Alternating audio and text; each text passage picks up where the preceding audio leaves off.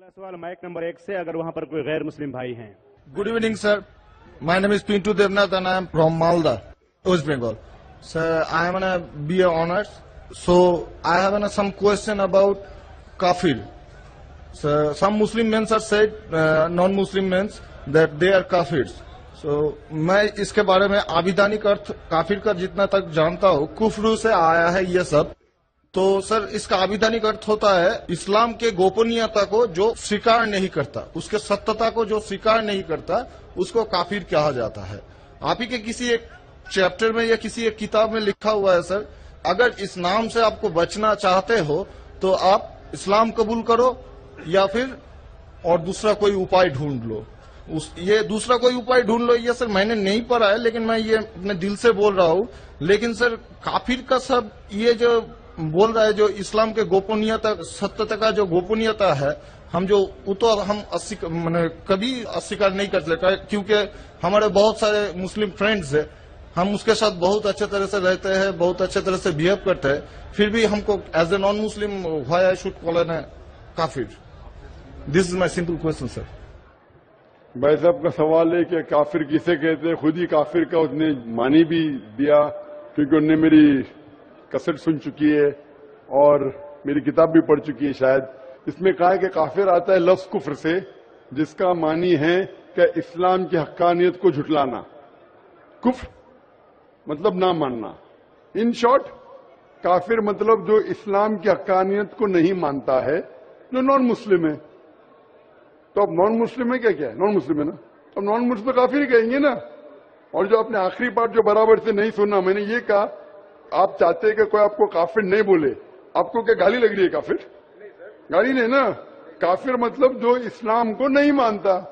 English में बोलेंगे non Muslim. अगर आपको गाली लगती है कि काफिर गाली है, एक चीज अगर आपको लगता है गाली है और कोई आपको काफिर नहीं कहते, इस्लाम कबूल करो, कोई काफिर नहीं कहेगा। ये किताब में लिखा था और कुछ नहीं। हम तो कभी सर इस्लाम के गोपनीयता को या सत्यता को कभी अस्वीकार नहीं किया है ना, हम तो कभी भी नहीं बोले ऐसा, तो हमको क्यों काफिर बोला जाए? आप मानते खुदा एक है? हाँ जी। आप मानते कि बुत परस्ती गलत है? सर, बुत परस्ती मतलब ये समझ नहीं है। मूर्ति पूजा गलत है क्या सही है?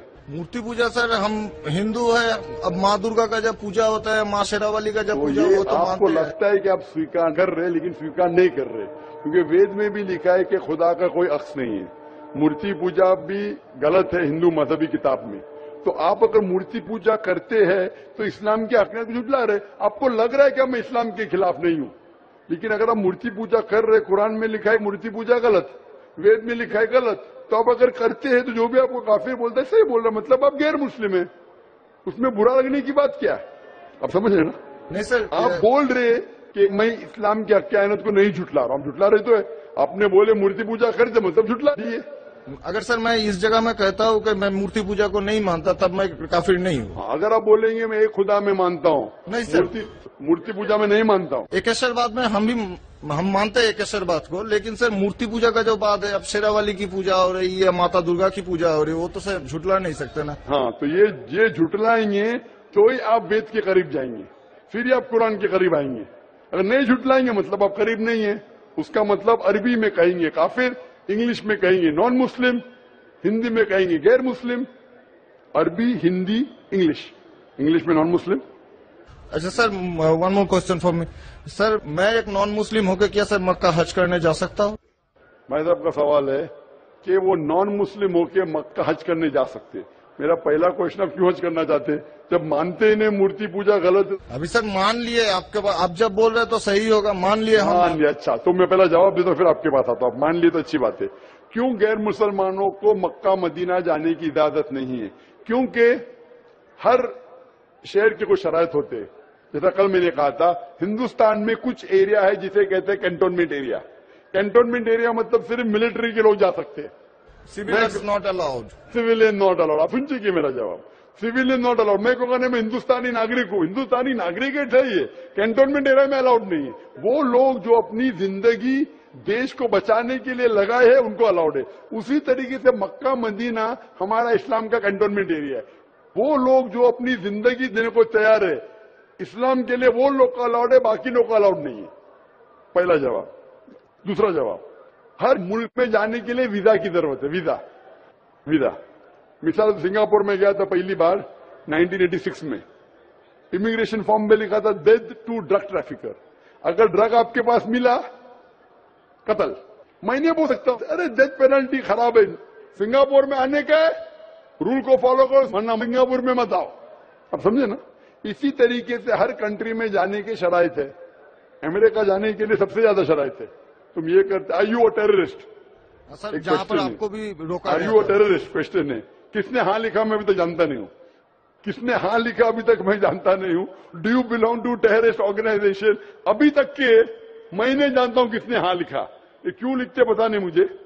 इसी तरीके से मक्का मदीना जाने के लिए एक अहम शर्त है, सबसे अहम शर्त जो जरूरी है वो ये है कि वो शख्स जो मक्का या मदीना जाना चाहता है वो अपने जबान से कहे ला इलाहा इल्लल्लाह मोहम्मद रसूलुल्लाह, ना कोई माबूद है सिर्फ अल्लाह के और मोहम्मद सल्लल्लाहु अलैहि वसल्लम के पैगंबर है। इसमें अगर आपको यकीन है तो आप जा सकते हैं। नहीं सर, इसमें बहुत एकदम यकीन है, क्योंकि हम जब 4 साल पहले ट्रेनिंग में थे तब हमारा एक दोस्त कम दादा हुआ करता था बड़े भैया से, उसने हमको सिखाया कभी किसी मस्जिद के सामने से जाओ, अगर तुमको कुछ ना आए सिर्फ यही बात बोलो ला इलाहा इल्लल्लाह मोहम्मद रसूलुल्लाह, ये बोलो। बोलने के अलावा यकीन करते हैं खुदा के? हाँ जी। आपको यकीन है कि बुत परस्ती गलत है? आज से तो यकीन हो गया, ठीक है? अब आज से यकीन हो गया, कल क्या किया वो माफ हो जाता है। आप मुसलमान बन के कल क्या किया माफ हो जाता है। तीसरी चीज, क्या आप मानते मोहम्मद सल्लल्लाहु अलैहि वसल्लम आखिरी पैगंबर है? जी। तो आप मुस्लिम बनना चाहते हैं? अभी ये तो पिताजी और माताजी के ऊपर डिपेंड करेंगे। आप बनना चाहते, पिताजी माताजी ने, आप बनना चाहते? हम अकेले बन के सर, वो लोग भी तो हमारा इंशाल्लाह आएंगे। वो आएंगे क्या नहीं अल्लाह ताला उनको पूछेगा, पहले आप कबूल करेंगे फिर उनको लेके आएंगे ना। हम तो तहे दिल से आपका बोल रहे हैं कि हम कबूल करना करना चाहते खुदाई के। हाँ, मानते बुत परस्ती गलत है? गलत है। आप मानते मोहम्मद सल्लल्लाहु अलैहि वसल्लम पैगंबर है? हाँ। आपको कोई भी जबरदस्ती कर रहा है ये कहने के लिए? नहीं। कोई दबाव नहीं।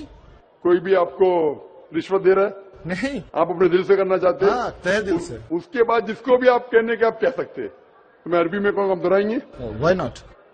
अशहदु अशहदु अल्लाह अल्लाह इलाहा इलाहा इल्लल्लाह इल्लल्लाह व अशहदु व अशहदु अन्ना मोहम्मदन अब्दुहु अब्दुहु व रसूलुहु। उर्सुलुहु। मैं शहादत देता हूँ कि अल्लाह के अलावा कोई माबूद नहीं और मोहम्मद सल्लल्लाहु अलैहि वसल्लम उसके पैगंबर और बंदे हैं। माशाअल्लाह मुसलमान हो चुके। अभी मैं दुआ किया इंशाअल्लाह अल्लाह ताला को और हिदायत दे, आपको सबसे बेहतरीन जिंदगी दे इस दुनिया में और आखिरत में भी। और मेरी आपसे इल्तिजा है कि ये पैगाम आप अपने वालिदैन के पास भी लेके जाइए, क्योंकि आपका फर्ज है कि आप उनको हक्कानियत बताएं सर। और इंशाअल्लाह आपको अगर जाने का है मक्का, अभी आपको पासपोर्ट में चेंज करने पड़ेगा और इंशाअल्लाह मक्का आप जा सकते हैं। इंशाअल्लाह आपको मुश्किल है तो मुझे कहिए, मैं इंशाअल्लाह आपको मक्का लेके जाऊंगा इंशाअल्लाह। Sir one more question sir, please sir. Sir मैं सर एक मेरा सर लाइफ अचीवमेंट चाहिए सर, प्लीज सर एक ऑटोग्राफ देंगे आप? इंशाअल्लाह अगर कोई पेपर आपके पास है पहने तो इंशाअल्लाह मैं आपको दे देता हूँ इंशाअल्लाह।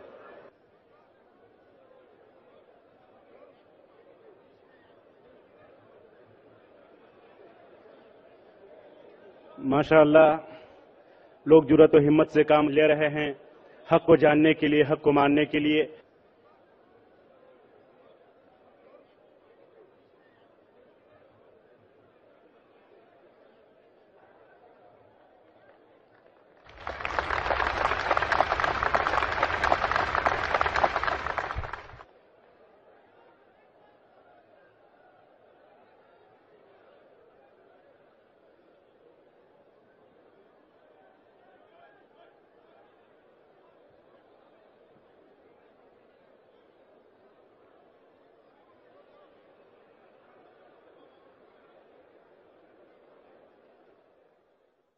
अगला सवाल माइक नंबर 3 से। अगर कोई है माइक नंबर 2 पर, वहां पर अगर कोई गैर मुस्लिम भाई हैं तो अपना सवाल कर सकते हैं। माइक नंबर 2 से।